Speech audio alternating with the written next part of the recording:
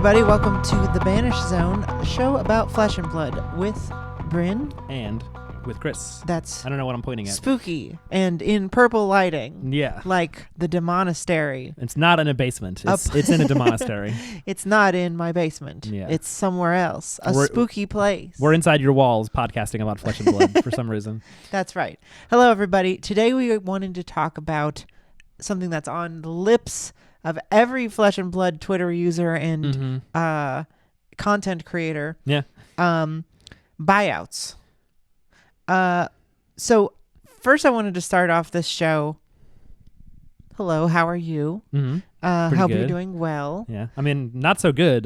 Somebody bought out every mask of momentum in my town. Now I'm out on the street. I got no momentum. Now I can't feed my children. Yeah, I can't feed my children masks. I can't. I don't have a tunic to sleep on anymore.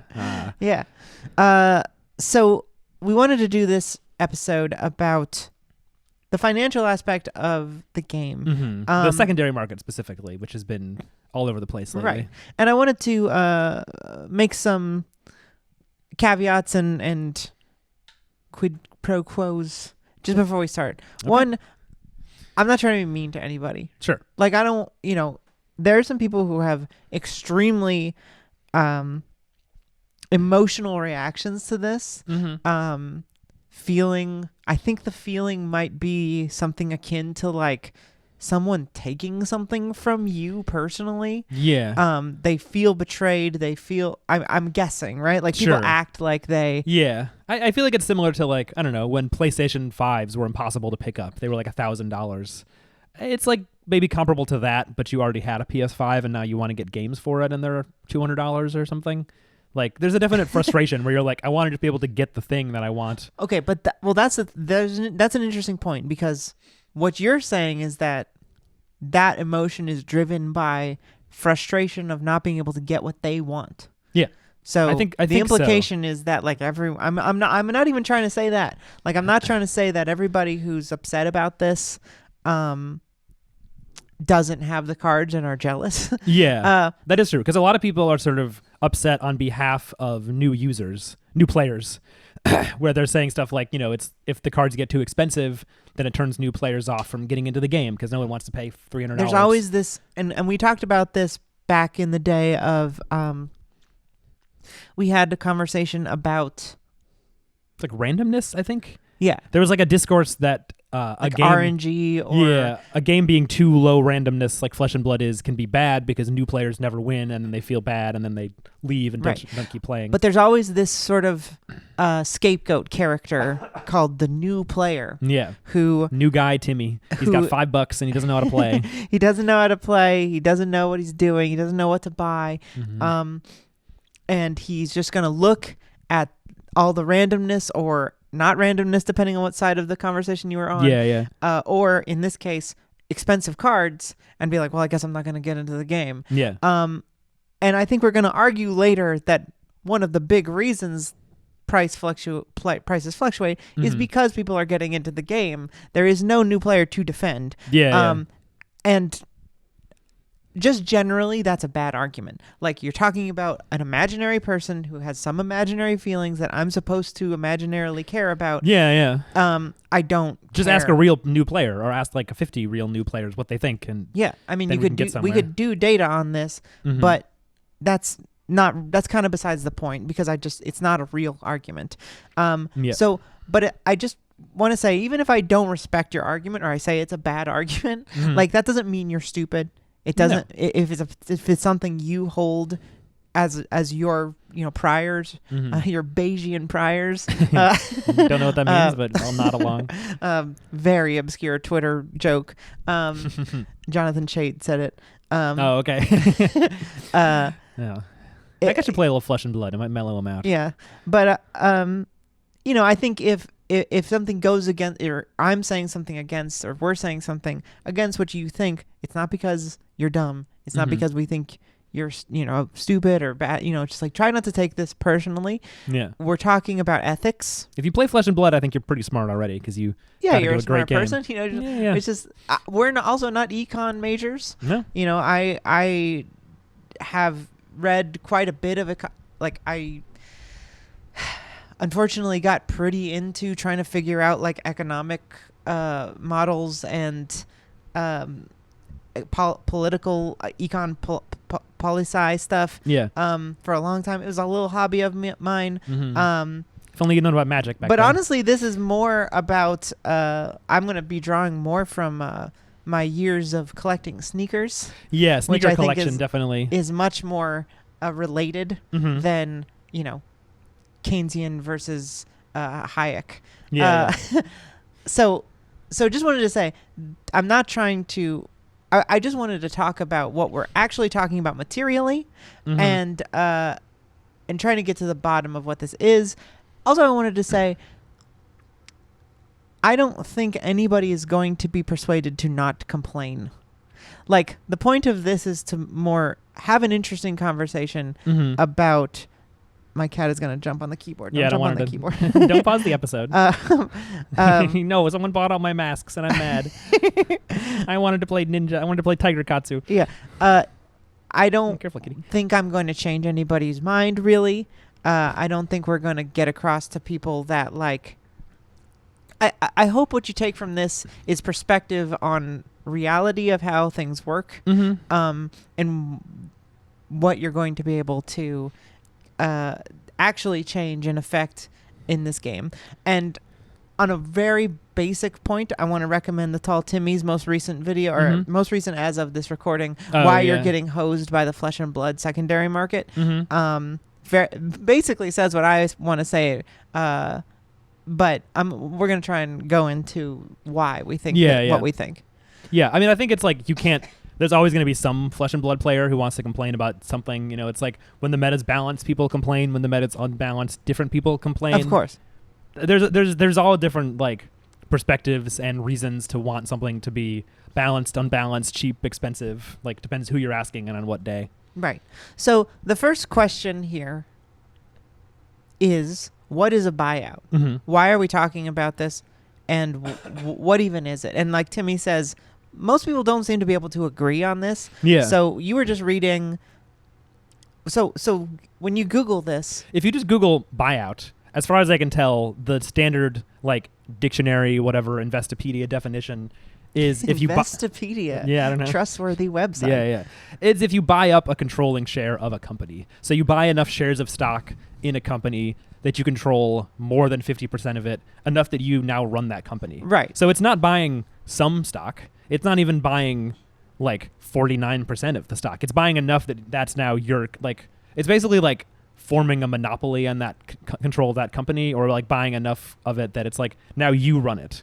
If anyone wants to like change anything about it, they have to go through you. So I think if you stop and think about it, obviously Flesh and Blood buyouts and buying out a company are quite different. Sure. One of them being Flesh and Blood is a product, not a company. Right. You're not buying out LSS. You're buying a product. And not even the product, you're buying like the secondary, like opened cards from a pack once someone's opened them and then is reselling them on a secondary market. Yes, that's true too. So buyout is kind of a weird term for it. Yeah. But I think it's just, you can argue that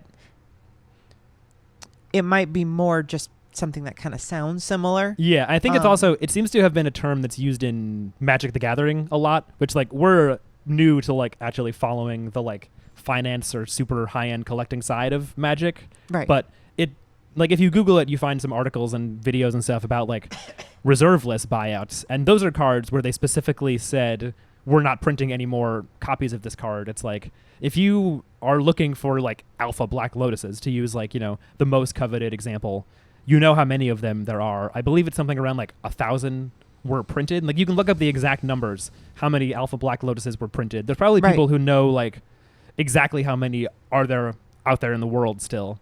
So there's certain cards, like if you look up alpha cards on TCG Player, there might be 15 of a certain card for sale.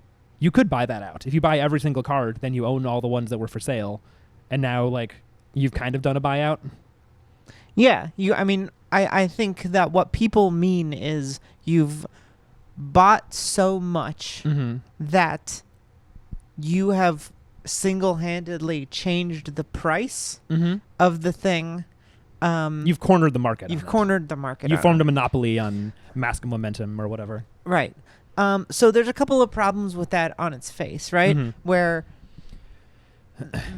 should we talk about like which cards specifically are in this conversation, or are there too many to like be even relevant? Well, at this point, the reason I wanted to talk about it is because I feel like this has become such a weird conversation that there was an accusation recently, and I think really what sparked it was there was an accusation that a specific person bought cards from Monarch, right? From Monarch with insider knowledge, quote unquote insider knowledge, that they had received from getting a magazine, and then buying a lot of something. I believe specifically Vestige of Soul, maybe. I think they were just buying like cold foil L's from Monarch in general, like Footsteps, Dynamo, Vestige of Soul, Library.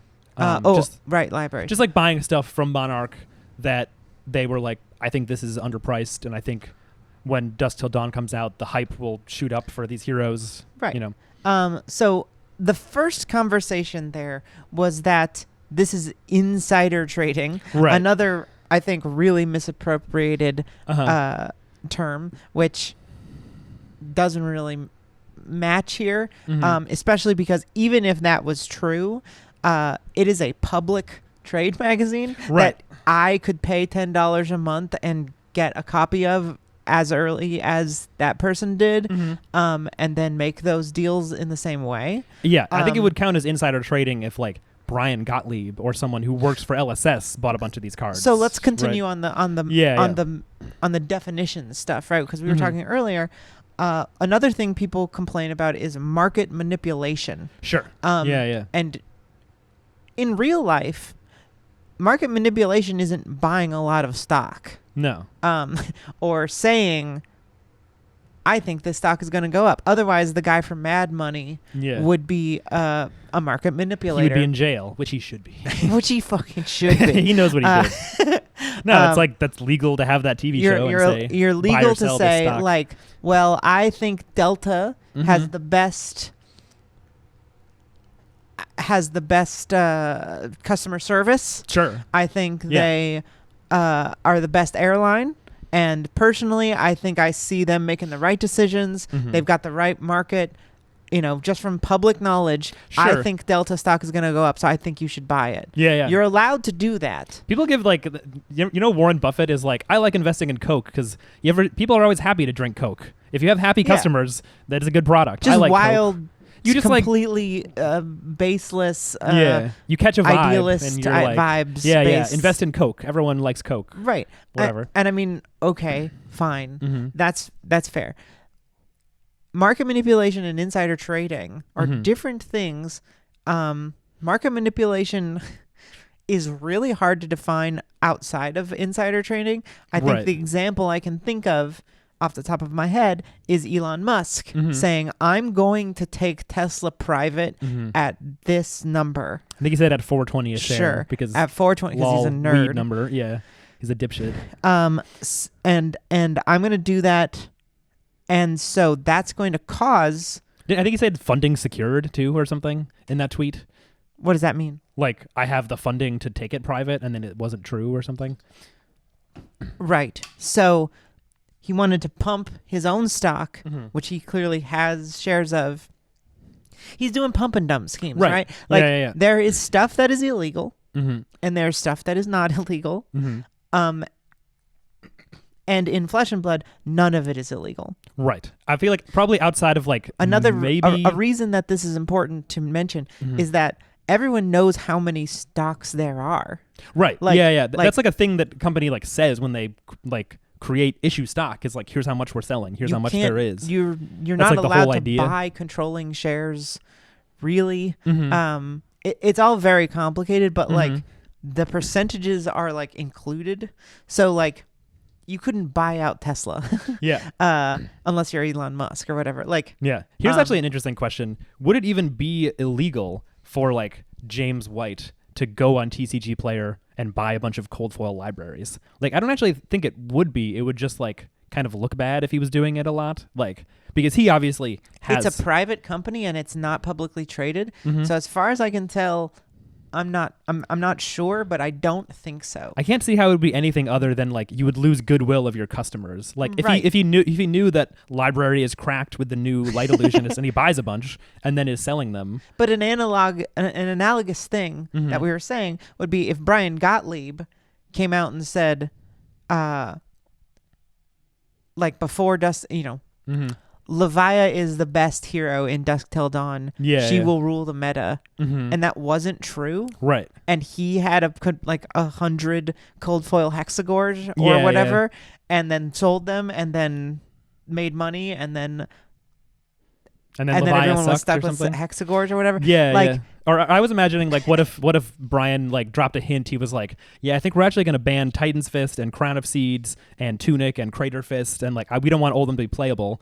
And then people were like, shit, better sell out of Crown of Seeds. And then Brian was secretly buying them all low. And then they were like, actually, Pulse is unbanned. Oldham's broken again, and we're making Starvo again. Like, right. You could do stuff like that to manipulate the price of certain cards. That's like, what manipulating the market would be. And it wouldn't even have to be someone who actually works for LSS. Right. It could be someone with a high profile, like, he seems like someone who would be very offended if I actually was talking shit or something. I'm not. But the professor has a huge platform. And if he said something like as though he had heard from a very good source that something was going to happen, he could manipulate the market. For sure. Even that wouldn't like be illegal though. Like our Brian Gottlieb example, it would just be lying. It's like, right. What would be against so the law? let's leave aside legality for now. Sure. Like,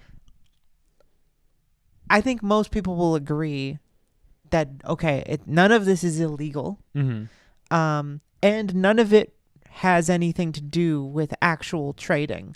Like, sure, these aren't securities. These aren't. There's no public options. Yeah, there's no regulator. There's no regulatory. There's no regulatory body. Yeah. So we're not really talking about legality. We're not really talking about anything. You're talking about who is being harmed by this. I think this is the main point.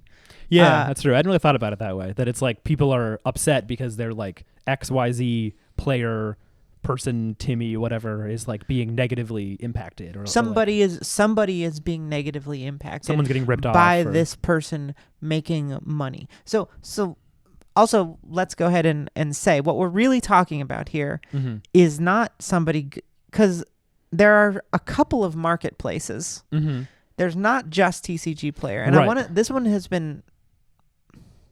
I've been a little confused on how to feel about this because on one hand, TCG Player is kind of what people use to base their in-person trading off of. It's like a benchmark. Stores do it too. Like, stores will like base their price on like what's on TCG and maybe eBay averaged together or something. But I wanted to point out that in my experience, having been a bit of a wheeler and dealer at some of these events,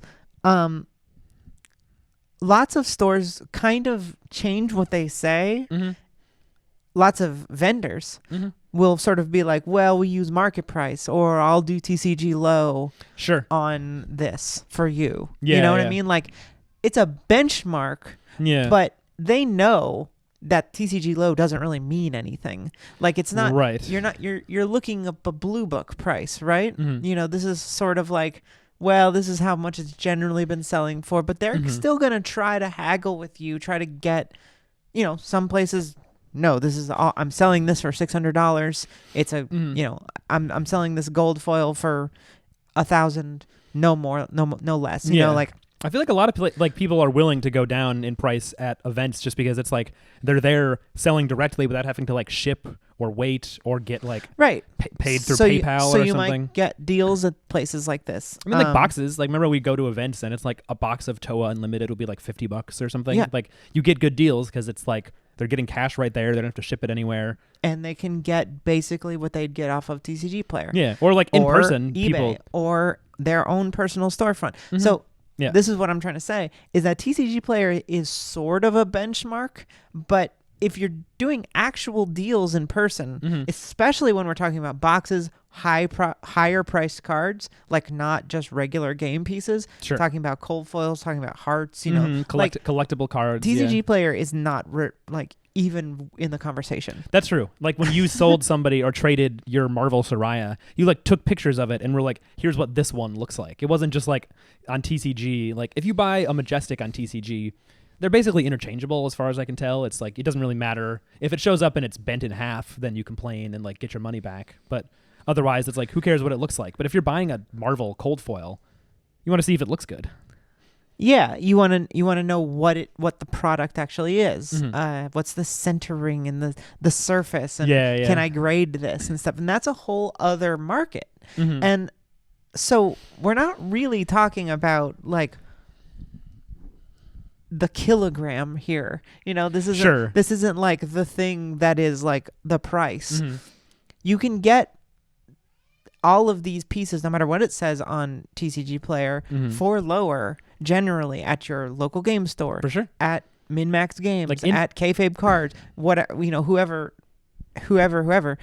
is selling. If you go to Magnolia Games at an event, they might sell it to you for a totally different price. They might have their own prices because there's lots of different marketplaces. So what it feels like to me is like you were saying. People think TCG Player is Walmart. Yeah, and I think especially like before this whole like whatever you want to call this trend, like I think buyout is a pretty bad name for it. Like there's been an increase in a lot more sales of cards that have not really been moving much. So it's like there was a long time where it was like the price for like a tectonic plating that has actually stayed pretty stable, and it's like maybe a good example where it's like we bought one like months ago for like $40. Yep. Right now it's still around $45. So it's like I think when a card stays steady for long I enough, bought it off TCG Player and it came with a huge crease in it. Oh yeah. And then they gave me a refund. Yeah, you got almost all your money back. They were like, "We'll give you $35 back." Basically. Yeah, because it was listed as near mint. It might have just happened in shipping. Like maybe they shipped it in good condition. No, it was in a hard, but it was still like bent. But this is why people don't buy $500 and up cards on TCG Player. Sure. It's not really worth talking about. Because it's like my example is just like if a card stays steady enough for a long enough time, people start feeling like that's just the actual price for that card. The same way as like you go to the store every week, you see how much milk is. That's how much milk is. So I feel like people are like, if I ever want to play Bravo, pay $40, get a tectonic plating, great. Or like Brave Forge Bracers was $45 for a long time. Now it's gone up a little bit because people are buying it. So I think people get sort of a sticker shock where they like expected. I don't know if everyone does this, but like I know personally, I'm often just like checking the price of L's and stuff on TCG just to kind of see what's happening, see if anything is like going crazy, if there's cards we should sell or whatever. Right. So you kind of full disclosure, by the way, I don't do this. Okay. I haven't done this. What? Neither of us have done anything even remotely similar to a quote unquote buyout. Right. We own multiple copies of Legendaries only when we've like opened. Well, we have 2 of a lot, so we can use them. Early on in the game, I looked at TCG Player, and there have been a couple things that I have bought one of. Yeah. Because I'm like, this is only $15. Yeah, it'll probably go up. Yeah. I should probably buy one of them now, so that I can. Right before I think Uprising came out, or right after, I was like, James White said we're going to get Azalea support in October. Yeah. I should probably buy a Skullbone and Crossstrap now because they're $15. They were so cheap. They were shockingly inexpensive. Like for $14, $15 because she was a joke hero. Yeah. Like nobody cared about her. So I bought one. Then I opened one. Then Chris opened one. Yeah, I opened one recently. In White Border. Yeah. And now they're all worth over $100. So yeah, we also did this like I have never bought more than one legendary for the purpose of profit. Right. I think a couple months ago I have acquired some things that I have a lot of. We have 2 Blood of Drakais now. Yeah, we have 2 eyes, or not eyes, 2 Hearts of Findel. Like, we do? Cool. Well, sick. We have 3 Yoriks. Oh yeah. But that's just from going to places and acquiring stuff. It's not because I'm so just. I have no dog in this fight. Yeah, we're not I'm not defending my behavior. I don't do this, and I have no real interest in it. If I am going to speculate on something, it's going to be boxes. Sure, it's more because I like the people are those.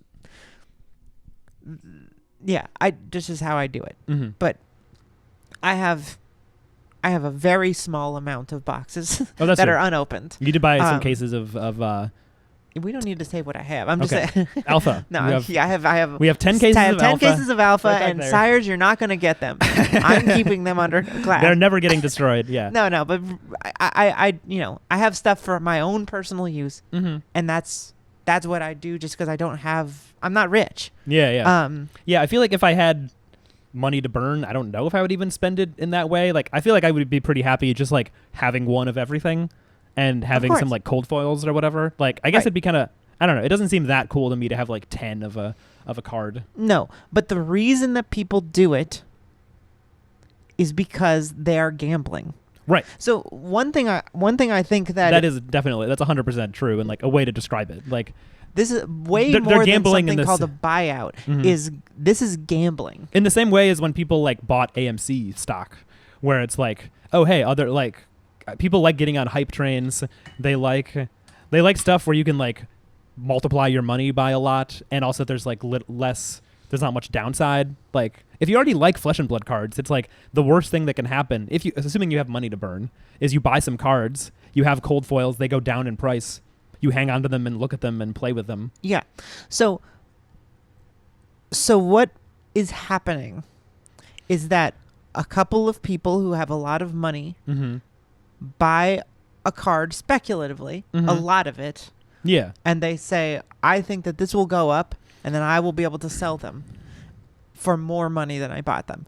But that is not a guarantee. I feel like a lot of people who have this conversation are like, they're scalping and they're going to make money. Right. But when people, and scalping, I don't know if that's an appropriate word, but I don't know. I think you're right. That's how people react to, like the term. Yeah, I don't know. Whatever. Price gouging. Like, people think like they're buying this, it's guaranteed to be more money in the future. So therefore they're going to make more money off other. That's like the biggest complaint I hear about it. It's like you're ripping off new players or keeping them out of the game. Right, or but whatever. the problem is that there's no for sure bets, and unlike, I mean, even scalping a concert ticket like is kind of a risk. Yeah, what if no one wants to go see Guns N' Roses that week? Yeah, what if it gets rained out? What if they break down? What if Slash dies or whatever? Like, sure, yeah. Those are rarer. Usually, you're going to make your money back. Yeah. Especially if you have like bots that buy. But also, that's a one-time usable asset that expires. Yeah. So you're making your money back fast, and also it's like it kind of, you know, when you didn't. Like, if you're buying a ticket, like if you're reselling a concert ticket, that basically means by definition it's sold out. So you did buy it out. Like, you bought one of the last ones that was for sale. Yeah. And now people have to go to the secondary market, so you have all the power. But like a lot of these cases we're talking about, it's like people go on TCG. Flesh and Blood is every case we're talking about. Yes, every case we're talking about. They go on TCG and maybe they buy like 20 or 30 of a card, and it's like, or even 100. Even if we're talking about 100, like the amount of L's of like Brave Forge Bracers, to use an example of a card that went up in value, or Grasp of the Arknight, in terms of unlimited rainbow foil copies, I would be shocked if 0.1% of them are listed for sale anywhere, let alone TCG, out of like all the ones that exist. So that's the other thing. Most of them are just out there, and it's like, if you buy and then you're like, ooh, the price is going up, I bet it'll go up more, I should buy this one that's listed for $100. You might just be paying an inflated, unreal price where you buy it for $100 and then everyone is like, oh, I was happy to sell for 60. You know, let me list them. So another thing that people seem to make a mistake with is like, someone was mad at you for posting a screenshot of the TCG low listing. Yeah. Worried that someone might buy it. Yeah. And my confusion is like, first of all, if someone wants to buy it for that price, why is that a problem? Yeah. Second of all, that price is almost certainly not the person who bought it low.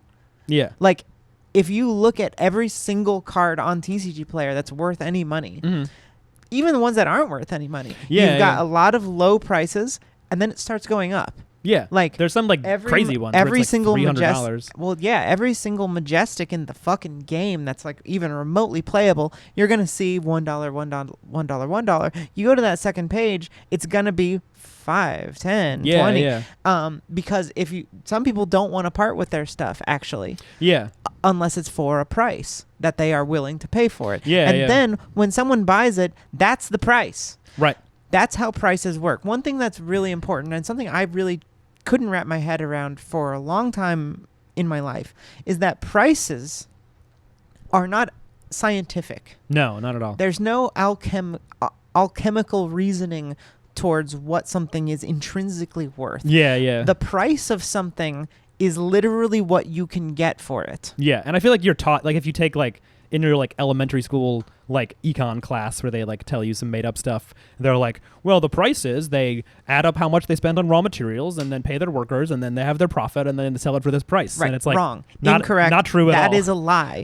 The fact is different products have different amounts of profit, different prices. Some stuff is sold at a loss because that's the price that they can get for it. Like they would sell it at a profit if they could, but then no one would buy it. Video games is a great example. Yeah, like consoles, they basically have to sell them at a loss, right? Because the actual like if they could profit off a PS5, it'd be $800. No one would buy it, and then you wouldn't have anyone having PS5s. And that is how markets work. Mm-hmm. And we're so ingrained to think that this stuff is like nearly spiritual in like how it works. Like there are rules, there are sins.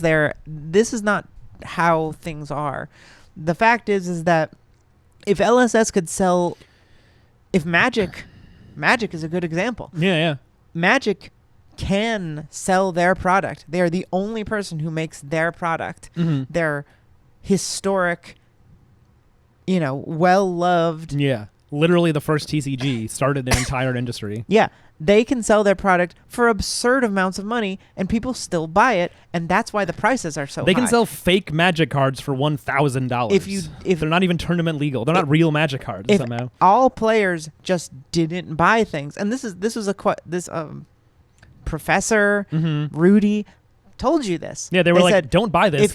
If you buy this, they'll keep doing this bullshit. Yeah. And I think lots of people didn't really buy it. Yeah. They didn't make videos of it. They boycotted the thing. Yeah. And while I hate the term buying with your dollars. Voting with your dollars. Voting with your dollars. Yeah. Buying with your dollars. Yeah. I hate doing that. I hate the term voting with your dollars because I think it's usually completely ineffective. Boycotts are usually very ineffective and for many reasons are unfeasible. Yeah. Especially among things like multinational corporations like H&M or some people like boycott Levi's or whatever. It's like, shut up. That doesn't make any sense. But in this specific case, a whole community can change the behavior of a specific tiny company. Yeah. Especially when it's like a $1 billion company, but it's one thing. Yeah. And they can say no. That's too much. Yeah. That's too much. Sell regular price, which is like $200 to $400. It seems like for Magic cards, it's still expensive, but it's like you get more cards for less money. And products flop, and it changes the way people do things. So my point is that if LSS could charge $10, $20 per pack, they would. Yeah. If we're talking about like capitalist logic, like they're going to do that. Yeah. And so when we're talking about the secondary market, it's the same thing, that people are going to sell their cards for what they can get from it. And it's the same thing with 100 different actors, because it's like Flesh and Blood sells their cards at the price that they decide, because it's how many people work there still, like less than 40 or something. It's under 30. It's like a team of a few dozen people. James White is at the head of it. They've posted pictures of their entire company, which started off as like 4 and now it looks like it fills the frame. It's like 20 people, 30 people. Yeah. It's like they've decided, like, they clearly don't want to be putting out boxes that are super expensive. Like, they're trying to keep them around $100. They raised the price slightly on starting in Dynasty, but it's like, I expect that Flesh and Blood boxes will be like 110, around 100 for the next like few years at least, because that clearly is like where they want to be. They want to be affordable. Oh, you mean MSRP/MAP? Like MSRP, like what it is at a store. Yeah, it's like maybe it'll start going up if like inflation runs rampant or something, but like they clearly want to sell it at like a pretty reasonable price because they want to be a TCG that anyone can get into, I think. Yeah, of course. And that's so right. So that's the thing. Flesh and LSS has nothing to do with this. But yeah, random people want whatever they can get for their cards. Like the American Federal Reserve, the only lever they have is print more. Yeah. There is no, and this is really what confuses me about all of the complaints I see is that like, what do you want anyone to do about this? Like, I guess the best answer I can come up to that, obviously you don't want LSS to, I don't know, regulate the market. I don't know what you think you could have. Yeah, well, I think that's what when people, the closest I'll see is people are like, they have to reprint Tunic and CNC, which like they already have. Or people get more drastic and they're like, they should give out Tunic as an armory promo. Right. Or they should put cards in precons or something. I mean, it's like other games have done it. I think people have used Yu-Gi-Oh! As an example where they're like, they put tournament staple cards in like precons. So it was like, you could buy the precon. It was a little more expensive than $10 a box, but it was like almost ready to play at an event or whatever. So they could do stuff like that. I think from what we've seen, LSS is not super interested in that yet. Because they're not fucking stupid. Like you were talking about, we were talking about earlier, there was a game that came out around the same time as Flesh and Blood. And even if we could remember the name of it, I don't think we should because I don't want to like dunk on them or anything. It's not important. Yeah. It's not important what the game was. But it came around the same time Flesh and Blood came out. Rudy was like, also this game looks cool. Yeah. I think it had a little more hype behind it. And when I say Rudy, I mean Alpha Investments YouTube channel. He's a guy named Rudy who is mostly about the economic side, the investing side of TCGs. And he was an early promoter of Flesh and Blood and has like very early promos of the game that are worth a lot of money. Yeah. What were you saying? Oh, about that game? Yeah. Like there was at some point we watched a like retrospective of like what went wrong with the game, and they had some issues with like print quality where some of the cards like looked fucked up. Yes. But like one of the other things they did that sort of soured people on the game is they kept like reprinting cards. And so it was like older cards that used to be expensive suddenly tanked, and people who were playing were kind of bummed and dejected and were like, how come my cards aren't worth anything? And this is a problem you see in other games too. Like I think Yu-Gi-Oh would have this problem where it's like it would have metas where cards were broken and everyone needed it, and then they ban that deck and print a new power crept set, and then the old cards tank in price and now they're not worth anything. It's like you're shooting yourself in the foot to some extent if you print a product, boxes of it, which, you know, cost $5 for a pack, $80 for a box, and then later you're like, actually we changed things and now the most expensive card in that box is worth $5. Right. So you can reach a point where there's like no reason to open a box, and then it's like there's a lot of externalities and like negatives to that. It's like every box that's at a store, if it's not worth anything anymore, like in the example of like they should reprint Tunic where it's easier to get. Why buy History Pack if you don't need to find a Tunic in it anymore? Suddenly your LGS owner spent money, hard-earned money on boxes of History Pack. No one cares about it because it's like much worse EV compared to like the Tunic that's $20. EV meaning expected value. Expected value. I believe is what people mean.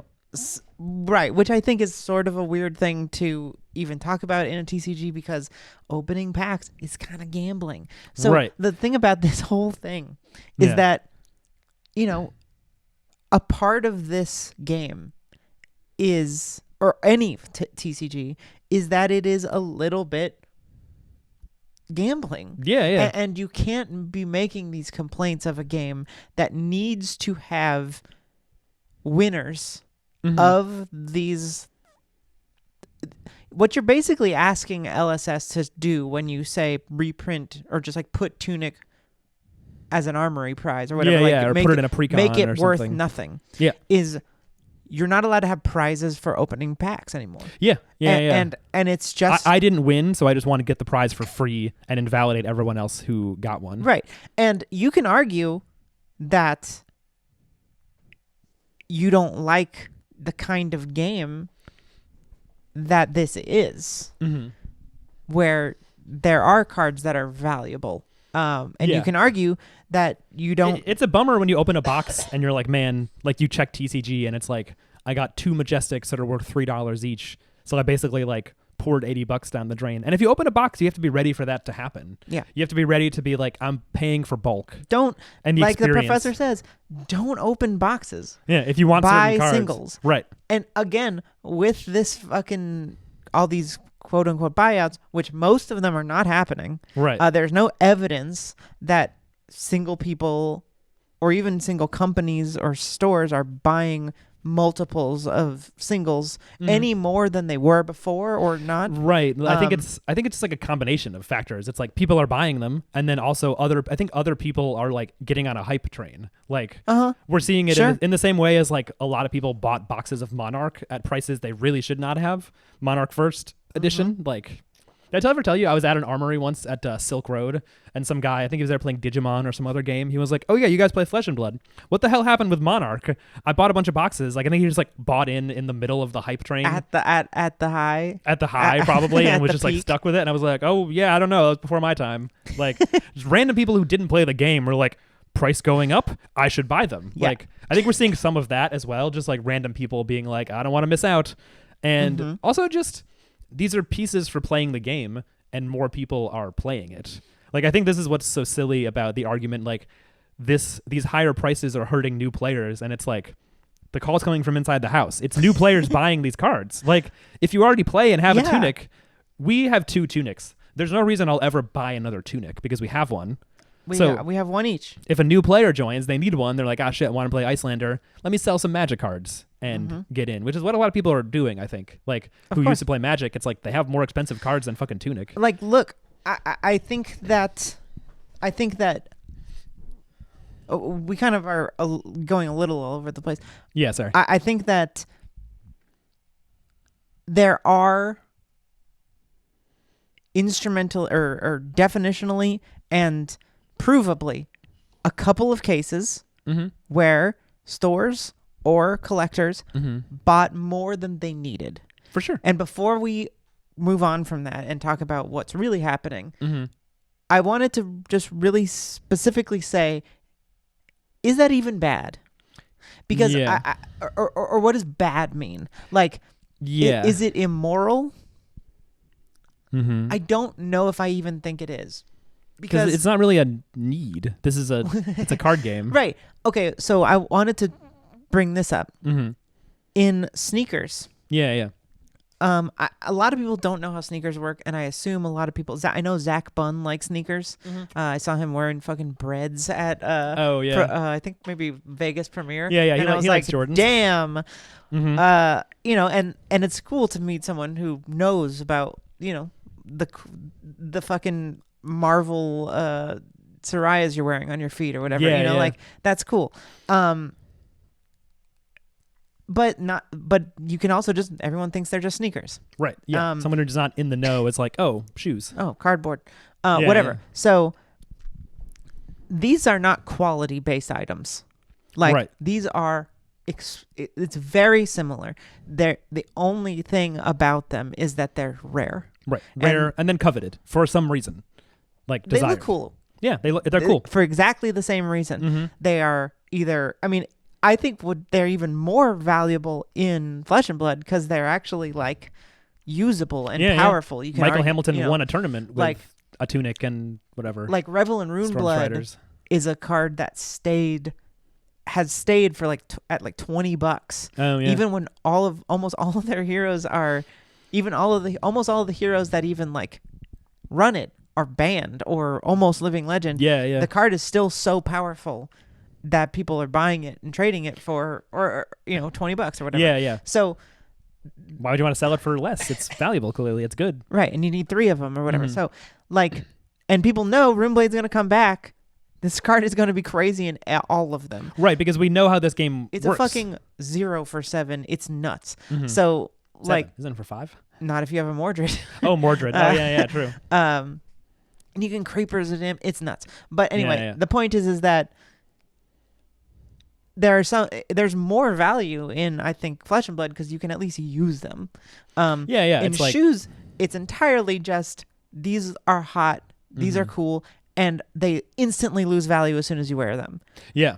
So that's a nice thing about playing Flesh and Blood is that it's like my tunic has gained value, even though it's also gotten me hundreds of hours of enjoyment playing the game. Yeah. I've played in multiple tournaments, you can use it. Countless armories. Like I'm always using it in different decks, and it's still like near mint or whatever you want to call it because I've kept it in a slab. So everyone hates resellers. in shoes. In that's shoes. true. Everyone goes on StockX and is like, grumble. I have to pay $1,000 for Jordans or whatever. I have to pay this much money. 500 for Yeezys, and it's because of those bots. It's because of those freaks who buy all of the shoes and then make money off of it. And they say, why doesn't Nike just make 1 billion of them? Yeah. Why don't they say everybody can buy these if they want them? Mm-hmm. And I think, if you think about it, it should be pretty obvious, because then no one would fucking want them. Yeah. Because if every idiot There's too many sitting on a shelf on your block could have Chicago's, mm-hmm. they would just stop being worth anything. Yeah. And then if they're not worth anything, nobody wants them. They're and no one cool. thinks that they're not a class symbol. They're not a status symbol. They're not as cool. This is the same reason that like people complained once they found out the print numbers for Monarch First Edition. They were like, why'd they make so much? And then like Tales of Aria, Everfest, they were like, why'd they print so much? They fucked up by making too much. And it's because people want to be able to buy it, crack it, get some cards, but then they're kind of rare because it's kind of hard to get Everfest or Tales of Aria, and suddenly it's like, ooh, I have something someone else wants. And I think that's important to remember, is that it's like in TCGs, there's like a lot of dueling interests where it's like the second you open, if you're like building a deck and you're like, let me go online, ooh, every M is 50 cents. Great, this deck is cheap to build, order all the singles, easy. But then as soon as you're opening a pack, you want the M's to be expensive because now you're the pack opener gambling on hitting a good M. So it's like, they shouldn't make the cards all cheap, because then the packs feel like dog shit to open. It's not fun. Why open them? But if they make them too expensive. And a company like Nike understands this, that if everybody can have Chicago's, then they won't sell Chicago's. Or their brand goes down. Yeah. Then it's not just the one shoe. Yeah. It's everything. It's like, oh, well, that's that shoe that everybody has. I want to be different.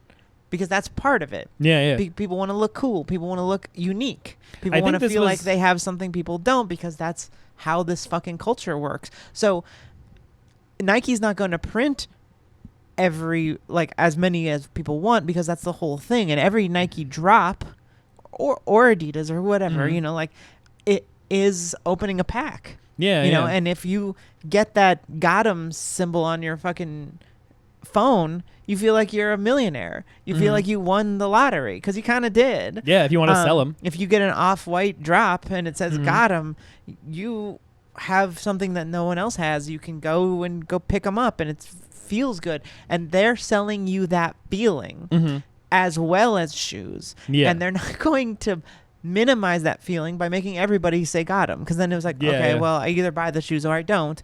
And then it's just, I think people understand why scarcity is important with certain things. If you want broke boy shoes, you can go to the Nike outlet and buy Air Force Ones for $80. They make the equivalent of like, Heart and cross strap sneakers, where they're still good. It's like it can do similar things. They are like similar looking. Yeah. They're just not cold foil. It's totally fine. It's playable and usable. So my point is that people making like the skimmers who, figure out how to game the system, they backdoor, they use bots, right? That's the thing. People get really mad about resellers when they think they're cheating, when they have like 100, 200 copies of a shoe. I don't know if you call it copies in sneakers. I'm just talking like sure, cards. Whatever. We're trying to make 200 copies here. of this card. It's like if you were getting shoes through like the printer, or cards through the printer, right? And then it's like, I got a bunch of tunics still on a sheet and I'll cut them for you. It's like, then it would become like, that would be shitty. If someone was like buying out a sheet that of actually tunics. happened. There was a kid whose like mom was like the PR person for Nike, and he was getting them from the factory. I remember that. He was getting them straight from the factory, paying nothing basically at cost, I think. Yeah. And then selling them for thousands of dollars, flipping them on and Instagram or whatever. They got fired and maybe fined for something. Probably, in trouble because he was like maybe stealing them or whatever, misrepresenting, whatever. That is, I think, just it's unethical. Right. That's very clearly unethical. But if you're just buying shoes, and most of these resellers are going to outlets at 6 a.m., they're waiting in line, they're setting up bots, they're doing work that I don't know how to do. Yeah. and getting a bunch of shoes to resell because someone's going to resell them. Yeah. People sometimes can do this. I think in TCGs that are like really hype, like Pokemon, you can be as easy as like wait in line or make a reservation or whatever. Just buy boxes of Pokemon, and then the price skyrockets, and then sell those boxes. Right. Like, and I mean, people don't get as mad at people like Fluke. No shade, Fluke. Love your show. But people don't get as mad at people as like Fluke, who are like, I bought 60 cases. That's true. And then I'm gonna have 8 legendaries, 10 legendaries, you know, however many legendaries of each copy, because I bought have a shop. so much. Yeah. And then have a shop and sell them. Yeah, that's true. And I'm not sure why, because that's the same thing. It's actually maybe kind of worse in a certain way. Like if he's like chopping down the forest versus like buying all the lumber. You know, if someone looks at a product and say, I think someone would pay me more than that later, and I'm going to take a risk, and I'm going to buy specifically that thing that people don't want to pay more than $50 for. I'm going to buy it, and then later if people want to pay me $100 for it, I double my money. Yeah. Maybe. If that seems like a very reasonable risk to take. There's a huge if. Yeah, and here's a question, and I realize it might sound like I'm doing some kind of hack stand-up bit, but how come everyone is talking about buyouts, and I haven't seen one complaint about sellouts? Like, there's no sellouts. Well, it's like the fact that somebody is able to buy a bunch of Brayforge racers for $50-$60 is because people are listing them for that price. It's like the price is also the TCG listings. You know, if price is what someone's willing to pay, all these listings are how low someone is willing to sell. And there's dozens of people who are like, Brayforge bracers, don't want them, don't need them, give me $47 and they're yours. Yeah. Like, which is like, to me feels weird. Like, wouldn't really want to sell any legendary for like less than $50 because it's like, how much lower is it going to go? How much higher can it go? How much higher can it go? Do you really think it's about to bottom out at there's no Warriors $20? in Dusk Till Dawn? Yeah. You think it's not going to go up at any point in the future? Like, so it's a card from the beta set. Yeah. Like, it's an unlimited rainbow foil. It may never get printed again. Right. You might never get another black border rainbow foil of that card ever. Right. So our point here, I think, is like, you can't really get mad at someone buying something low and selling high, especially if it's only just from one store. It's like if I went to the Nike store and they had a bunch of shadows in stock, like Jordan 1 shadows or, you know, whatever, something valuable, and I'm like, I'm going to take all of these. Yeah. I got there. No one else was buying them. They're fucking sitting there. That was the price. Yeah, someone was happy to give it to you for that price. They weren't like, wait a minute. If you're buying 4, does that mean I'm fucking up by selling to you at that price? They shouldn't be fucking up then. Yeah. So I just think that's like how everything works. Look at video games. Yeah. Like, I have a Sega Saturn. I would love to play Magic Knights Ray Earth on my Sega Saturn. For not $500. Yeah. But like, there just isn't that many of them. Yeah. They didn't make very many in English. There's literally like, I think 200 in the world or something. It's like, it's an expensive thing, and it's only more expensive when people want it. Yeah. So when somebody buys some, and then now people are like, oh, maybe I should have bought that at $50. Now that I'm looking at TCG low and it's $100. I understand that you'd feel some regret. It's happened to me. For sure. But that doesn't mean it's evil of somebody to be like, that looks too low. I'm going to buy a bunch of them so that when they do go up and people want them again, then I can make a little money off of that. Yeah. And like, I just don't really see that being immoral, or like so immoral that we need to have this long conversation about. Yeah. I mean, the thing to me is like, I don't think there's many cases, because people are sort of like, you'll see really exaggerated like spikes where it's like a screenshot of Mask Momentum for like $170 or Grasp for like 170, 180 or something. And it's like, you can go back hours later, and like when a price spikes hugely, it's often like crashing back down a lot too, because someone is like, oh, hey, I could put it up for a lot less than that. Still more than it was before. Right. I'll sell for 100. Like, I don't really think people are buying it thinking like, great, I'll buy this and the price will double overnight. I think they're thinking, I'll buy it and the price will double over 5 years or 2 years or something. Yeah. You know what I mean? Or it'll like... Or 6 months. Yeah, it'll shoot up at a specific hype time when everyone wants that card. Like we just were seeing around ProQuest season, like stuff like Tunic, This Round's on Me, you know, like Art of War, Command and Conquer. Command and Conquer was over 100, I think, because people who were playing in ProQuest were like, shit, I have 1, I really need 3, I gotta buy them. It became a seller's market where people were like, I need this before this specific date because I'm playing in a ProQuest. And yeah, I think it's just kind of something that you should be planning for. Like we've talked about this. So this was the gist of the Tall Timmy's, which, you know, I feel bad even saying it this way. But you know, Tall Timmy is just always correct on so many things. He's usually right. Check out his channel if you haven't. But he was just like, skill issue. Yeah. Like, I mean, gosh, team, why don't you get good? Why don't you get better buying the cards, team? I mean, really, like, he's just like, this is how TCGs work, guys. Yeah. This is the game.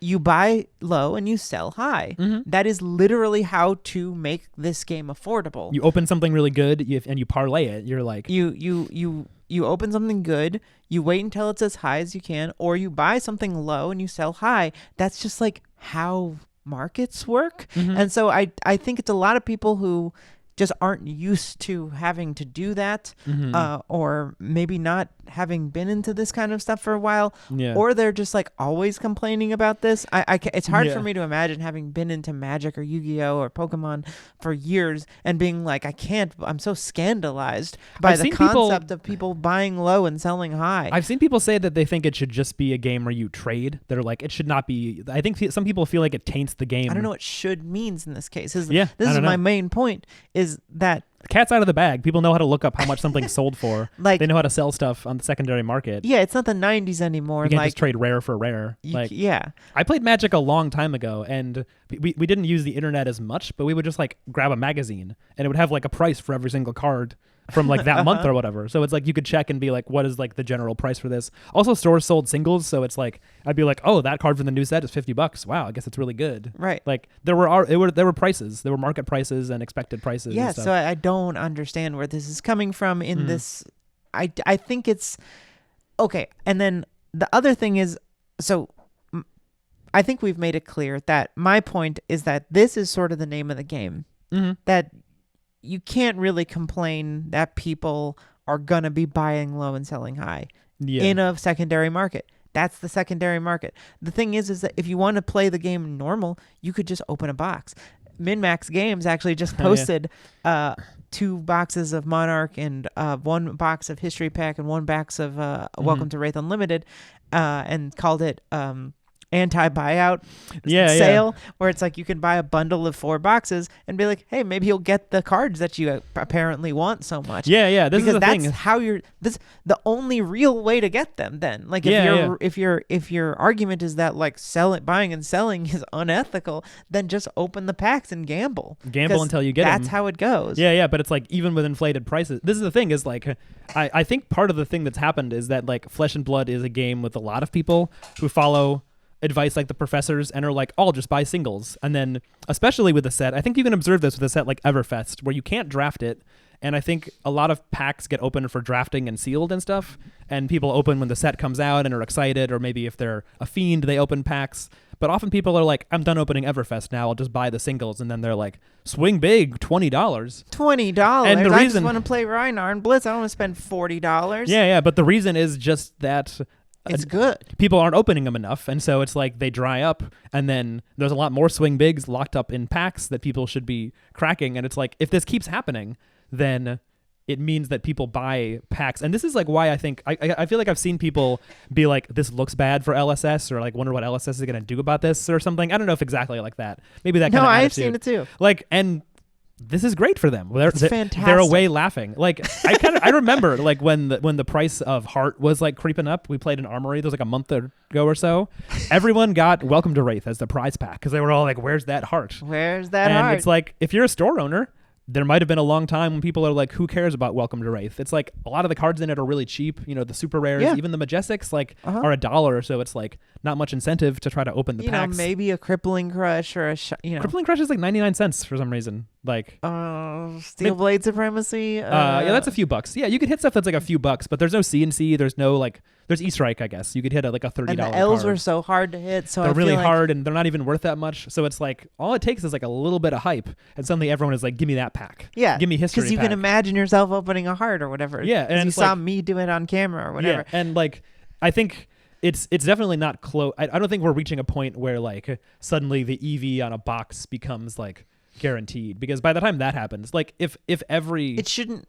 It can't be. It can't be, because then stores would never sell you packs. They would open them and sell you singles. Exactly. And then you would just buy singles. And then you're back where you started. Like, buy singles if you want them. Buy packs if you want to gamble. Right. You can reach a point where packs get more valuable, get more desirable, because there's better cards in them. And then that just means, like, I don't know. It's like I feel like I'm always like reminding people when they're like, why don't they just reprint cards? Or like, why don't they just do this to make me get a Command and Conquer for free? That it's like, you're not their only customer. And in some ways, you're the customer as an individual player that they're worried about the least. Because it's like, if Joe, Timmy, six-pack, whatever, like if Timmy stops playing, that's one guy at the armory, that's one person not buying packs. Not a big deal. Imagine if a store stops selling Flesh and Blood because they're like, I keep losing money on this game, which is what happens if you reprint cards too much or the value of a pack goes down. Yeah. If nobody wants to buy History Pack, Welcome to Wraith, Outsiders, if it's sitting on shelves, you've invested money into something. Because as a store, you are investing. You're buying a lot of it. Yeah, and way more than any player. You're selling it over time, and you're hoping that it stays hot enough that you sell them all. There are still stores in Brooklyn that like won't carry it because they're still scared of like the new game, the new TCG stench. Yeah, yeah. And it is, I mean, to be fair, it's like, I think it's a game where you need to like cultivate a community. Of course. To get sales. You have to. You're not just going to have people like, I feel like if you sell Magic, they can sell it at Walmart or like Barnes and Noble, right? You just walk by, ooh, Magic, I'll buy that. Like, I don't think Flesh and Blood players will just like wander into a Walmart and buy not yet packs. Not yet. I think they want to like go to an armory or a tournament and hang out and also get some packs. Heck, I don't really open alone. Yeah. Like if I have a box, I'm going to open on camera. Mm-hmm. And I think I've kind of, maybe not me personally, but like me and Matt at least, like have started the like, if you have a box, you bring it on Tuesday. Yeah, yeah. And we all open it because it's fun. It's fun to cheer and all be let down together or whatever. Yeah. Like it's a communal game. Mm-hmm. And this is what's fun about it. Yeah. Is that there's multiple games within the game. It's the game is so competitive right now. I think people like having a different part of it that isn't, there isn't PvE. So again, if this is happening, so this is the thing. It is happening, and it's always been happening. Yeah. There's always been stores and players who've been buying cards to buy low and sell high. Because they think it has value. Happening. Yeah, yeah. But I just want to point out, even if it is, and it is, but it's not, even if it was more now in this week, in this month, we're hitting some point, even if it's more now, you're also I've seen multiple people do this. Really downplay the fact of what is happening in the game right now. Yeah. We are about to see two new ninjas, or not new ninjas. They're both characters that you've been able to play, but they're now reinvigorated in the meta by getting the new hotness stuff. Yeah. Two new rangers and assassins. Yeah. And that means that there are lots of people who just saw an entire new set and are now speccing. Yeah. On, or just buying a lot of stuff, buying, but also speccing on other things. Like people are looking at stuff and being like, well, this must be a buyout because there isn't this hero. But if you recall, in Uprising, there was a lot of stuff that went up for no reason because people were like, well, what if this is good? Yeah. Like, what if this hero is good against these heroes? Like, there's lots of brewers and stuff who are like, well, wait a minute, if this becomes the meta, then maybe this hero will be good. Yeah, I think we did something like that where it was like when Prism hit Living Legend, I was like, I don't play Guardian, but I hear people say that Guardian gets better without Prism. Maybe we should buy a Tectonic in case it goes up in price. It didn't really, but it also didn't drop. So we have a Tectonic now. And if it goes up, then we have one. Right. But, that there can be lots of people who have the same idea, and that, someone was trying to tell me like Mask of Momentum is not, it's like not normal for it to go up to lower than it's been last year. It went up before Fi came out because people were like, ooh, Fi looks really good. I remember goes, because why? I bought one for $100 the day before the set for the world premiere, and then it went up to 180. Yeah. And then it went back down then to it went 100. back down. But now it's gone up again. Okay, so my point is that not only that, you have a new set that for months people have been talking about as the draft hotness, about having this cool new artwork, this sort of dark vibe. Lots of people saying this is going to be Flesh and Blood's moment. This is going to be a thing where the draft has to rock, it's got to shake up the meta, all this stuff. And from what everybody can see, the set just dropped, and it looks like it's going to be an awesome draft set. It looks really cool. Sick, yeah. And you also just had, this one is a little weird, and I don't know if everybody would agree with me, but I think that the story of Michael Hamilton crosses outside of our little bubble of Flesh and Blood people. Yeah. I think people in Magic and people who are competitive in card games, or just people who are interested in anything. I was telling Chris, like, what if I told you all of a sudden, like, this happens all the time. I don't even have to make up this example. Yeah. Like when someone on Jeopardy starts getting a streak. That's true. Do I watch fucking Jeopardy? No. When that You're not in a nursing home. Yeah. I'm no shade to anyone who actually. Jeopardy's cool. It's fun. I like it. But I don't actually watch it. We don't tune in every day because it's like we got better things to do. Like watch YouTube videos about Flesh and Blood. Like do this show. Yeah. But like when that James guy was like, I'm on a 30-day streak. Yeah. It's like, I better watch this guy do his fucking thing. Yeah. And that kind of story is just something people like. When there's a Michael Jordan of something, people are like, well, hang on. Look at speedrunning. Like Summoning Salt gets like, he has over 1 million subscribers for like, on, from a neutral perspective, like a really goofy and pointless thing to do. Like, I'm gonna glitch through this wall in Mario faster than anyone. Yeah. Like, no shade. I've done speedrunning. It's fun and stuff. But yeah. My point is just that it's like, it doesn't matter how Summoning Salt has crossed over outside of people who ever gave a shit about speedrunning or video essays or anything. That random people I know who don't even play video games. They're like pretty cool shows. Yeah. And it's like people like a story where someone is great at something. That's why people like sports at all. Right. That's so why I people think like card games. I think the story of Michael Hamilton winning nationals, then worlds, then a calling brought new players in. I don't have any proof of this, but I would be shocked if we didn't see people being like, now hang on a second. You're telling me this one guy is that good? It's possible to be that good at like a game that seems random where you just shuffle a deck? Yeah, a game that is generally like considered to be like have a lot of RNG. Like you can be this good. That's the kind of stuff that like poker, like made poker famous. Stories about like Daniel Negreanu and Phil Hellmuth and stuff. People being like, oh, I can get good at something cool. Like that kind of thing I don't think is quantifiable, but it definitely probably almost certainly brought people to the game. I think so too. Yeah, I think it's like Flesh and Blood is like leaving its infancy. It passed the stage where like people, what is it, 3 years that it's like if a TCG like almost people all of them said 3 years. It's like they almost all fail within 3 years. So when Flesh and Blood was like still growing after 3 years, and not only growing but now having this new Michael Jordan of the show, it's coming out with a brand new set. Like people are being like, this is the time to get in. The quality of the art and like the quality of the heroes and the game play and stuff keeps getting better. Like it has bigger. It had like a big. We just had a set with dragons. We're now having a set with pirates. Like the dragons was a brilliant like slam dunk. That it's just like everyone likes dragons. Game of Thrones just ended. Come play a bad bitch who summons dragons, and they're double sided and shiny. Yeah. And like so it's brilliant. It like shows off everything that the game can do. I think. So I think that there's lots of reasons we would see cards. For many reasons, also go up. Magic 30, I feel like, is a good example where it's like I feel like for a lot of people that was their that was their last straw. That is like, why the fuck would I want to support this company?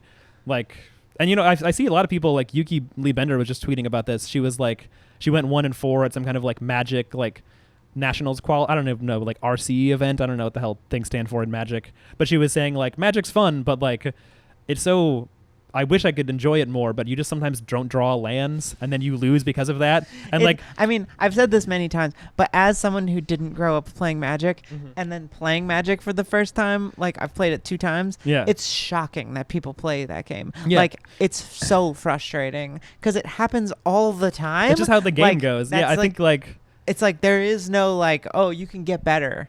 There's you no. can just draw badly and lose. Yeah. Be dead because you can't play your cards because you didn't draw enough of a forest. And I get why it's addicting because it's a card game and it's a trading game. It's a very fun and very skill-based game as well. I think if I grew up with it, I would still play it. But it's like going backwards. It's just like this is clearly a worse game. Well, that's what that was what the thread was saying, that it was, it was like, I think Brian Gottlieb and Fino and Roger Bodie all replied, and we're basically saying like it's hard to go back to Magic after playing Flesh and Blood. Yeah, like even people starting with it, it's an evolution. It's a better game. They improved on it. They improved on the original. The it's like trying to play the master. It's like trying to play Atari 2600 when you played a PlayStation 5 and being like, I mean, I guess that looks like a guy. It's more like a square. I'll give it Super Nintendo, but like sure, Super Nintendo. A very, got a lot of good memories. But then it like there's glitches. And you still have one. Yeah. You're gonna go back to it and play through Super Metroid every once in a while. Sure, but it's like there's some gems on there. All right, I'm gonna go back and play Ghost of Tsushima or whatever. Yeah. Elden Ring. But so yeah, I think there's a lot of factors that like have driven interest, and I feel like it's also just like a game like this is gonna snowball where you only have to know a couple of people who are really into it and like tell you, just like show you like, hey, here's how good this game is. Because I'm sure there's a ton of people who are primed to be into this game. Like anyone who likes competitive strategy games or card games or whatever and is willing to spend money on a card game, like they could have a reason to get into it. Like whatever like class of hero you like playing in RPGs, there's like something for you in Flesh and Blood. And somebody was just telling me, and they were arguing about buyouts, but they were telling me that like over the past like multiple months, the cost of decks has gone up over like about $100 every month. Okay. Like generally, I don't really know if they didn't show me the data or whatever. Sure, yeah. But like, I can see that. I mean, it's like tunics are a lot more than when we started playing. So that kind of just like feels like kind of against their point though. Like the game is getting popular. More people want the cards than there are cards. So the prices are going up. Yeah. Like that's how popularity is going to work. All of this to say, I think in summary, this is a luxury game. This is a game about gambling and spending money. And I'm very sorry if you like the game and it's not a living card game. Yeah. It isn't, and you're not going to change that. Yeah. The cards have to be worth money, and a lot of money. It's going to feel weird, but the cards have to be worth. Like, you can't have this game where legendaries are $30, $40. Sorry, it's just not going to happen. I mean, some of them are. Like, Fab 2.0, that like kind of seemed like that's more that was their target. It's like some of them were only that much. That's fair. Others aren't though. Like Flamescale Furnace is 100 right now. Crown of Providence is 200. Like I don't know. Like I don't know if that was their target. I feel like it's around 80. Yeah, I think the between sweet spot 50 and 80. But like I said, like the American Federal Reserve, they only have one lever. Yeah, and I mean in our case, I won't get too political, but like they can print more or they can print less. My point is that it's a weak control. Like, and it's very slow. It's slow, and it's not going to change things immediately. We just saw this with Surgical, where they were like, sorry, we fucked up. We're going to print it again at Majestic and Dust Till Dawn, so we'll fix the amount on the market eventually. But they're not like shipping them out to card stores or anything. They're being very cautious in the same way as like you can't just like crank or lower interest rates a huge amount because it'll, it's like if they just sent SVB will go out of business. If they just sent stores an armory prize of 4 surgical extractions, the price would go down, and then everyone who bought one for $90 or $50 would be like, "Man, what the fuck? Why did I waste money when I could have just waited?" And then they'd be the one? loudest voice. So everyone's gonna complain. I'm not trying to be mean to you. I know I said something was fucking stupid, and I was like, that kind of went against what I said at the beginning. Oh yeah. Oh no, I said LSS isn't fucking stupid. Right. So you know what? fuck you. If you if you think that they should send tunics out to every individual player, you're an idiot. That's incorrect. Yeah. Sorry. You can borrow mine sometimes if you want. That's an opinion too far. I don't respect you for that opinion. Yeah. I don't know whoever. I think I saw one person say that. Mm-hmm. I don't know who it was, but that's wrong. That's just incorrect. That's not how the LSS game isn't going to do that. They want you to want the cards, and they want you to pay money for them because, like I said with Nike, it makes them look great. Right. I know some people think that what new players want, and even new players might think this. They might think, I want a game where I can buy every card for $100. No, you don't. Yeah. You don't actually want that. I promise. This is a TCG. It's not going to be that way. Yeah. You know what it kind of reminds me of is have you ever like had an emulator for like a system and you're like, let me just download every NES game. And then you know what you do? You sit there and you like scroll through. You're like, I could play Mario, play 5 minutes. What about Mario 2? And then you pick a random game. You almost never like beat a game on an emulator because there's too many options. And I feel like making every card worth $1 would be the same thing. You would like never actually pick a hero. You wouldn't get that invested in the game. It wouldn't feel valuable. You would just be like, well, what's this game? Like you buy a box and you get bullshit cards that are and worth look, not much. I'm not trying to throw shade on Arkham Horror or Eldritch Horror or any other living card game, but do any of them have the market share that like Magic or Pokemon have? Like, no. They're like very niche things. And you know, great that most of them die. Most of them just stop. But even if you do, and like, or it's like, you know, on the level of like board game cafes will buy them, and it's like, I'm sure there's board games where like Catan, I'm sure that whoever made that is a millionaire. Like they sell a lot of copies. Like it can be big. Settlers of Catan, that is like. But they still have to keep making editions. They make Star Wars editions. Yeah. Whatever. Or they make expansions. Like, I mean, where do people think the money comes from for Worlds? Like, they're not like floating the like hundreds of thousands to rent a tent or whatever, and then paying it back with admissions. Like, they give away prize money and pay for events and shit. I think off the back of selling cards. Yeah, I think that LSS has its heart as in the right place and is the most caring and egalitarian possible gambling commission possible. Yeah. Like you know, but they want you to buy their product and more of it than you need. And if you don't want to be involved in a TCG, sell out. Like I don't. I'm you can't. This is a luxury product for people with you know money to burn. Yeah, it really is. It's like can be, you know, it's like if I think about like how long we've been playing Flesh and Blood for over a year now, like a year and a few months. 1 year. So it's like I try to not buy too many packs and boxes. Like I feel like I do it kind of slowly, where it's like I'll get prize packs when I win. Sometimes I'll buy a few, like really almost none. I'll like buy some singles. Like I buy singles for decks I need. You play all the cards I buy. Yeah, I play cards you buy too. When you have a pack opening addiction and you get cards. And so when you think about like over time, but I don't even buy that much. Like I comparatively, like I don't even buy that much. I'm not buying 2 cases of Outsiders. I'm buying 1. Right. You know, I'm not buying 4, 10, or whatever. Like that's as much to support. You could buy it online and get a promo. You're choosing to like forego buy a box promo to support our LGS because it's a great place. And like the where I was going with all this is like, if you think about all of the money that we've spent like over that much time, if you add it all up, like it's some number of thousands of dollars. Like, I don't know, is it 10 grand, 5 grand or something? Like, I don't know. It's not 10 grand. It's definitely, it's like probably a few grand total, like maybe give or take. Yeah. But then it's like, stretch that across like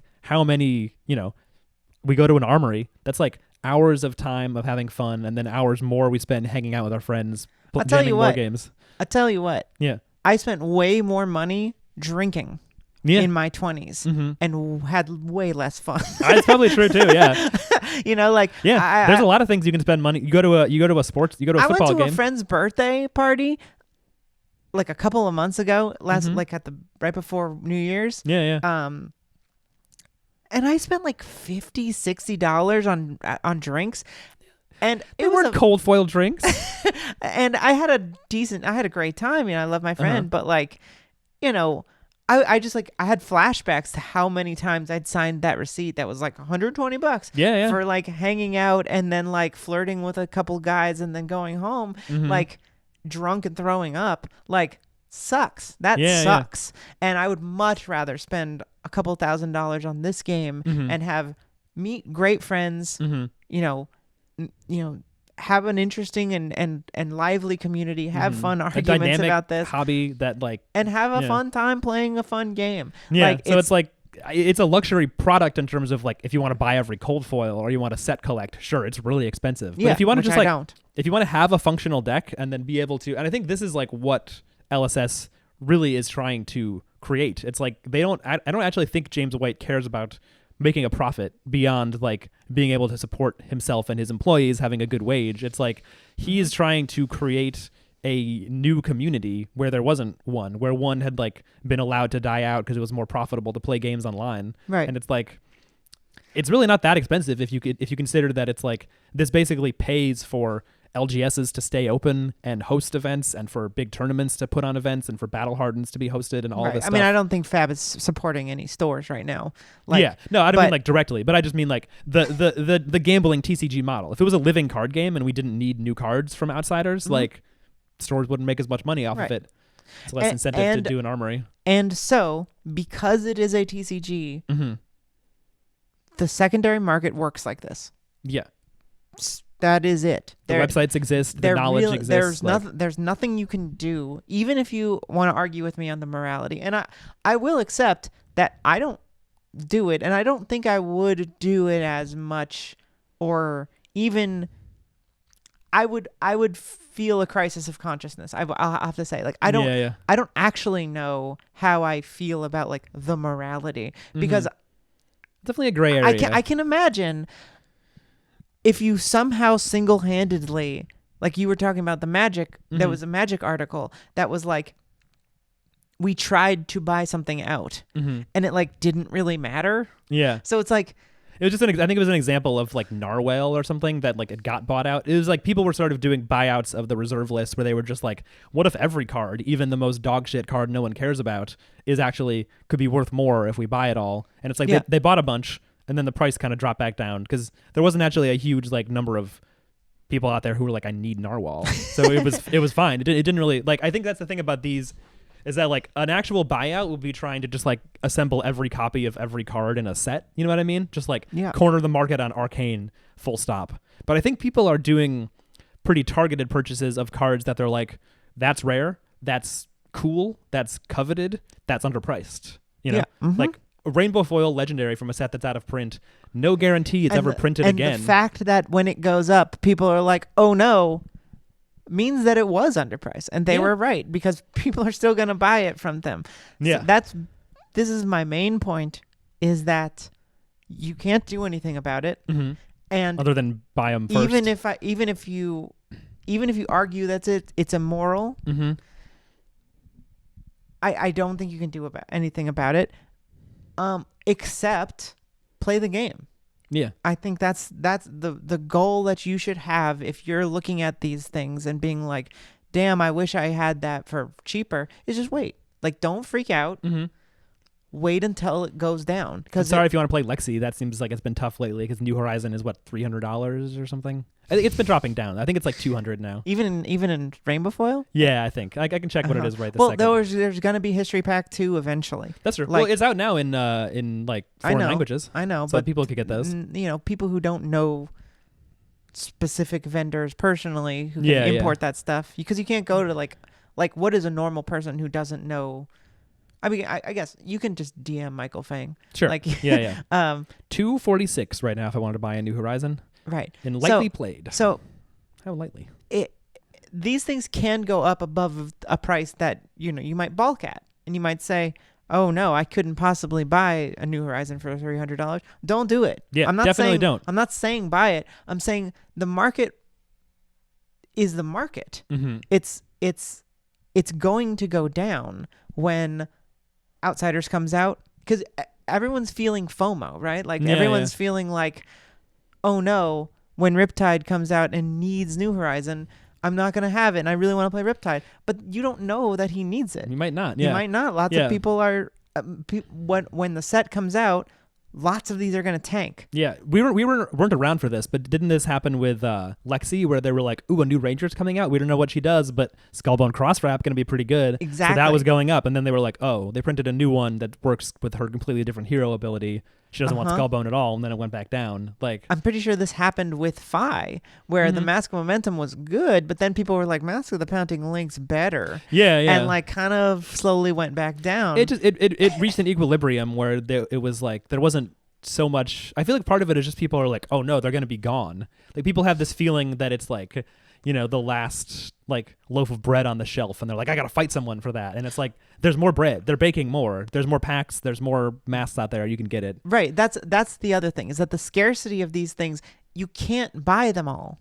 Yeah. So even if I don't think it's possible to do a buyout even if people of are Unlimited. doing buying out of TCG Player, you can't actually buy them all. There's going to be people on eBay and Channel Fireball and MinMax Games and all of these other stores you can go to that might not directly look at TCG Player and say, "Oh, that's the price." Yeah. There might be people at your local armories that have these cards for cheaper, will give you a deal or whatever. You don't have to panic about this. There's also truckloads of boxes of Unlimited still, I'm sure. It's like out of print. Yeah. But it's like, it's like only recently is that even like going up in price for like Welcome to Wraith Unlimited. It's like now $80 instead of $50. Just a couple of months ago, it was $50 It was to dirt buy these cheap things. to buy these boxes. Yeah. And I've never opened a Mask of Momentum, but that's how they want you to get them. That's the only other option. That's where they are, is in the packs. Yeah. So you're complaining about having an option that isn't opening packs.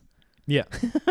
And it's like, well, it's cheap. It's still cheaper to pay like $180 for it than open boxes, because it's like there's no guarantee you get a legendary at all, let alone in a the box one you want. Right. In any box or pack or case. Would you rather or whatever. open boxes of Welcome to Wraith until you get a Mask of Momentum, or pay $180 or $100, depending on when you buy it? So that's something you have to weigh for yourself. And if it's too much for you, I highly recommend waiting, looking at. Yeah.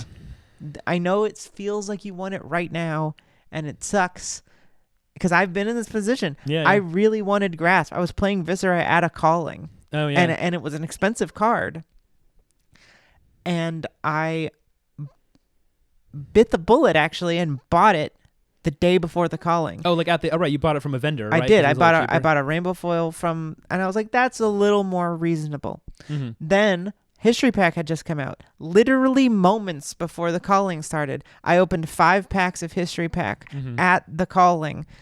I opened a CNC and a Grasp. So you just had 2. And so I sold the other one. Yeah. I think you traded it for a Carrion Husk, in fact, which is good to have now. That's great to have now. So yeah, definitely this is a good thing that we've kept our eyes on, is like, you want to like collect as many legendaries as possible, and then I just hold them. And your logic is like, I want to be able to play the game, and like, if all of a sudden, for some reason, for unforeseeable reasons, that the new meta in Outsiders is that Levia is the best deck, I have those cards. You got Scab Skins. Because I got Scab Skins, I got Doomsday at $10 or whatever the fuck. Yeah. I got a Carrion Husk, and I got all our stuff. Yeah. It's like, it's often not that hard to buy a legendary. Like, people will let them go for like $30-$40 if it's like at a dip. If they're trash and they the don't hero care isn't about them. good. Yeah. I mean, they can be wait. great. It's like Braveforge Bracers is a fantastic card. Like, 2 battle worn on the arms. It has a little effect. Like, it's a staple. They're not really going to print something better for Warrior, so it's always going to be very runnable. It's just like Dorothea is not top of the meta, Bolton's on top of the meta, so people don't care that much. This is my biggest kind of like overview point that that's really been nagging at me is that I went through this over 1 year and no one was talking about buyouts. Yeah. Is that like I watched multiple cards for no reason that I wanted go up, like to a point where I was like, oh no, I'm missing it. I wanted that. Give it to me. I should have bought it before. And then it went back down. And you buy it when it goes down. Things go like this. Very few assets in the entire world go like this. Yeah. And then stay for years. You just did that recently. Like, with, that's not how anything works. It fluctuates. But like CNC, because we didn't have 6 CNC yet, and you like had to borrow some to play at a ProQuest or something. Yep. And they were like 110, and you were like, I don't want to pay that much for it. Like, I couldn't come to it. And it was like we were like we should definitely wait because it's ProQuest season. After ProQuest ended, they started dipping a little bit. Someone locally was selling one, and it's like if you buy local, it's cheaper. So then you ended up paying like what, 75? 60, I think. Was it 60? 60, 70. Great deal. Yeah. So now you have a CNC. It's sorted. I've You got saved enough yourself CNCs. $40 Yeah. off of buying it like at the high. Just hang on. Borrow cards. Mm-hmm. Go to your local armories. Mm-hmm. Make friends. Be nice. Mm-hmm. Don't freak out at people over them. Don't be jealous. I think this is like really the point, is that like you're acting like it's not the point of the game. Mm-hmm. And the fact is that this is part of the game. Yeah. That the cards you want are going to be a little expensive, and then you're going to feel great when you open one. Mm-hmm. Or you're going to feel great when you make a deal and you purchase it for low, and then you have something that's worth something at the top. Yeah. That's part of the thing they're selling you with this game. Yeah. They want you to have those feelings, and sometimes that's going to require you to have the feeling that you missed out on something. Yeah. It's okay. It's not, you're not actually being hurt. This isn't food or clothing. It's you also, don't need it. It's not even a rotating game, so it's like if you have a deck, just play that deck. Play Bravo, play Bolton, play Dorinthia. Like you can play Bolton with no legendaries. I know everybody likes to pretend they're going to win the calling when they enter a calling, but you're not. Yeah, Most of us aren't. Mm-hmm. And if that is making you pissed, maybe you are one of those freaks who's going to like spend 50 hours of their week every week until getting that good. Sure, yeah. Sure. Get good if you want. Allow yourself to be pissed by me. But like most of us are going to go have some fun and play in a calling and, you know, not make day two. And that's okay. Yeah. So have fun. Play a deck that you have. It's okay. Mm-hmm. All I'm saying is there's going to be people who buy cards low and sell them high. Nothing you can do about that. Mm-hmm. Relax. Wait until you can afford the cards that you want. Buy the singles. Mm-hmm. Or buy boxes and play the gambling game. Sometimes it pays off. Look at David Citrick. Yeah. You know, that's also an option. Mm-hmm. But you got to weigh what you can afford. And don't worry about the new players. They're the reason you're upset. Yeah, that's true. So that's all I have to say. Mm-hmm. We had a lot to say about this topic, clearly. I just had... I don't want to... I hope that this didn't come off as harsh. Mm-hmm. I think that this is something that I just see people having a bad time. And I don't want people to have a bad time with something that isn't going to change. Because you're going to rile yourself up. Yeah. These prices will go back down. Like, it's not like this is the new normal by any means. It's just like they've fluctuated now. A set coming out is hype. Yeah. 3 weeks after this set's come out, all prices will go back down unless they're the best deck. Also, something we haven't even mentioned is that like all of the stuff we're talking about, how good is a hero, how good or bad is the game, like this is all pales in comparison to just like how much money do people have to spend. And like if the economy crashes, if people get laid off, if there's a recession, the prices will tank. Because what's the first thing you should... There's going to be a recession. There probably will be. Like, what's the first thing you should sell is your pointless, shiny cardboard. And like, this is something that Rudy's talked about a lot in like alpha investment videos, is that like 2022, especially in the summer, there's kind of a bear market. And he was sort of... His assessment was that like a lot of TCG assets were lower in price than they quote unquote should be, because people like weren't feeling they could put much money into that space. And so like, I feel like a lot of stuff, these legendaries were just people were like, I shouldn't have these. I should sell them. And we're selling them for a low price. It's like if you want to get money for something immediately, you got to sell for less. Mm-hmm. And lots of people probably lost a lot of money in the crypto FTX thing. Yeah. Oh, yeah. FTX, crypto crashes, like all kinds of stuff. SVB crashes. You know, who knows how many weird tech rows are involved in this game. It's possible that it's just like there were cards ended up at a low price because people were having to sell out to, you know, pay for food or whatever, or just felt like they wanted to put more money into retirement or whatever. And then lately people have a little more money and they're like, hey, there are so many factors. There's a million factors that affect all over the economy. To look at this game and say, this specific guy buying 100 of my card that I wanted and making it $50 more, it just isn't true. It's not factual. The cards are going to fluctuate. You got to buy low and sell high. It's a very simple concept, but it's hard to deal with those emotions. Yeah. So it's an emotional time when everyone's riled up about the new set. They want to make sure they have the cards, they but want to win. You just gotta.